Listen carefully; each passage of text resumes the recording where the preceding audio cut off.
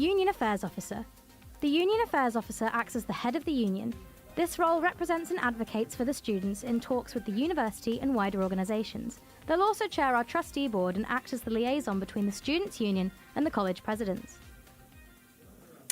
Hi, I'm Ambly and I'm joined by Maierdanni, who's running for the position of Union Affairs Officer. So, Maierdanni, you're currently the president of the GSA. Why should students vote you back in instead of someone new? As someone with experience in a student leadership role, I think it is very important of knowing the importance of effective time management skills. It is very important. And in the last 6 months, I experienced that, I learned that, and I will utilize my connections with university where I've already built. And I chaired many meetings. I built connections with UEB members. I think we need to collaborate with university in many points, so it will be easier for me to deliver my manifesto. Okay, so your first point in your manifesto, you speak about international students and supporting them with their studies, and especially those who speak English as their second or third language. How do you propose doing this? Okay, first of all, the headlines is our tuition fee matters. It is our tuition fee. Undergrads, postgrads, international, home students, online learners, distant learners, metros, everyone's. So why did I pick it up on international student on language point? I did my survey, so it is widely and deeply affected. So there are nearly 4,000 students who's from Eastern Asia. And I've met students who cannot introduce themselves properly in English. And they're doing master degree. It is not their problem. It is our duty, university duty, our duty to pick it up. And I secured £1,000 for supporting this project. And it allowed me to create a part-time position for home students who majored in TESOL teaching course to teach these students. So in Chinese we say 一石二鸟, which means one stone, two birds. It's a win-win situation. So I'm about to deliver this. Okay, so you've said that you're trying to help them out, but how are you going to help the students? Will this include a translator, or how will it help them kind of remove that language barrier for some of them? Okay, great. So third TESOL students, they are professionals who is going to teach English as second language students in the future. So they are going to teach these students. Yeah. And they will be selected by Mr. James Chantry is their director of the course. So they will be eligible and qualified to teach them. Okay. Yeah. Yeah. So you've clearly shown that you can represent postgraduate students, but how can we also represent undergraduates as well? We work very closely with USU, and in my manifesto, the second point and third point is effect to all students, not only postgraduates. It's about campus life. It's about safety. So we live in the same campus. I emphasize, I know the issue. So I sit in the university council. I read papers about student as a whole. So I do understand undergraduates, students' issue as well. I'm also in the Durban Football College team and the Frisbee team as well. So I have many undergraduates friends, so I know what our issue. So you've highlighted the fact that you know these issues. Could you let me know what these issues are then?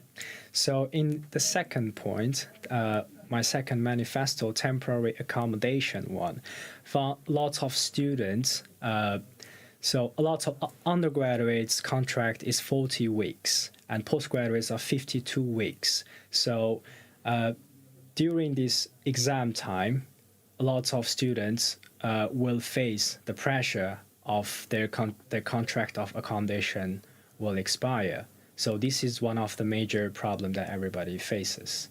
Yeah. So I actually did some research into this, and I'm not sure if you're aware, but the university already has a kind of summer accommodation scheme.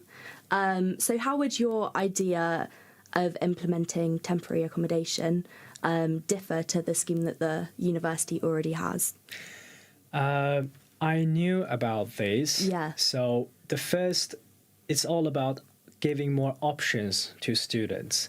So first one, I'm working closely with Mr. Column, the head of your accommodation. And I already addressed some of problems with him in off-campus accommodations. So this will be my second point to talk about that. There are support from university. Why this is in my manifesto, which means that they're not very efficient. There are still a lot of people are facing this problem. That's why. Okay, thank you. And then another point you make in your manifesto is that you suggest improving the lighting situation on Walmergate Stray. However, the proposal to add lights was already rejected by the council a few years ago due to concerns about the disturbance to wildlife. So how do you propose going about this? We did, me and Aura, we did the investigation about this, and I went to Yusu to ask the history about this before.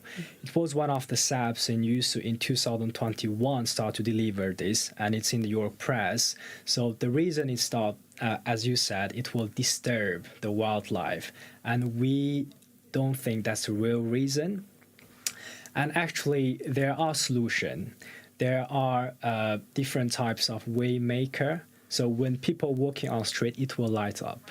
If there's no one, everybody is in peace. So there are a lot of solution for that questions. So why we brought this again is because we heard students' concern, and we run surveys. In 2 days, we got more than 120 response saying we need a light. Yeah. So how will you fund this project? How will you fund the project to create more lighting on Walmergate Stray? So, in the moment, we've been cooperating with the head of states, Mr. George, in university side. He requested that we need more data to show your council, saying this is urgent. People need this. So this is our current work now.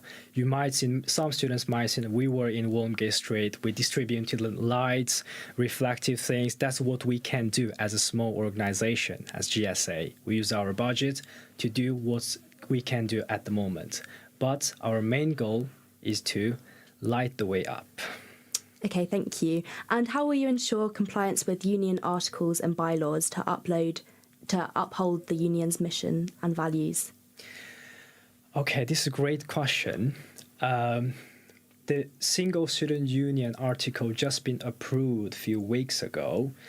I think as a student union, we should be really careful when we work with university. At some time, we do need to collaborate closely, but at some time, we need to be really careful, not lean towards university, but to students. We are student union. We represent students. So we know sometimes we're talking about in the long term, we need to maintain relationship with university. But what about the short-term students? They're going to come here, they go. So it's not fair for them. So as a student union, we need to be reflective of students' voice. Yeah.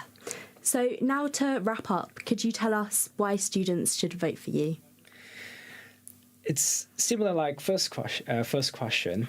I'm experienced student leader, and I take my job seriously, and I love my job so much. I work overtime, and I work smartly. I just enjoy to represent students and solve issues for students. Okay, well, thank you very much for all of your time. Later on, I think we're heading back over to Studio Red. But thank you. It was lovely to meet you, Maierdanni. Thank you.